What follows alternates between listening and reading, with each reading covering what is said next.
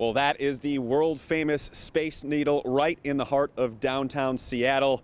My name's Joe Buscaglia. Welcome again to Seattle, the home of the Bills' upcoming contest against the Seahawks, their second primetime game of the season, and one that is going to be a very important game as the Bills head into their bye weekend, either being a 4-5 team or a 5-4 team, or maybe a 4-4-1, depending on if the Seahawks actually go through a tie again. But the Bills coming through in a very important game, and they will have their star running back, LeSean McCoy. Rex Ryan said after practice on Saturday, he told reporters that McCoy, although he was listed as questionable against the Seahawks, will indeed be in the lineup. He is ready to go, practice all 3 days throughout the week. And to me, I think McCoy is very likely to mirror what we saw against the Miami Dolphins when we didn't know if he would be able to play first and foremost, but when he was able to play, they made him the lead back by leaps and bounds over Mike Gillislee. So from there, I would expect to see the same sort of thing, but the trainers, I believe, will keep a close eye on McCoy, and if that hamstring starts acting up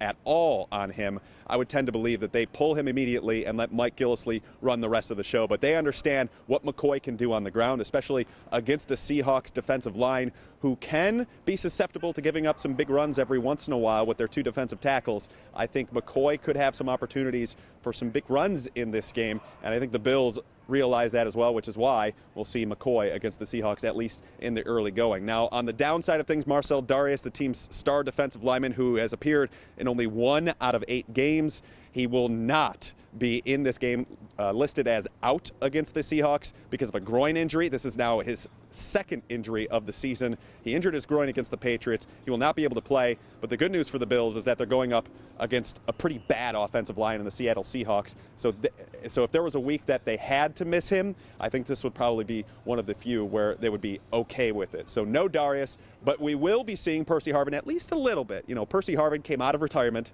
6 months of it. Wide receivers coach Sanjay Lal told Syracuse.com earlier this week that it looks like Harvin, his hips are as loose as ever, which is big news because Harvin had that long-standing hip injury.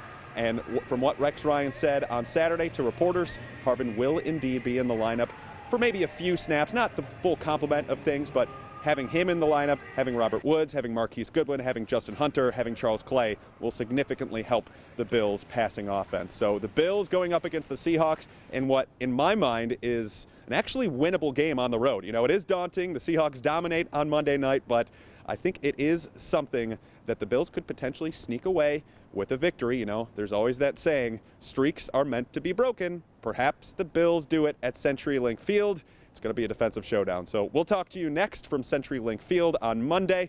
And for now, from Seattle, I'm Joe Buscaglia. We'll talk to you next time.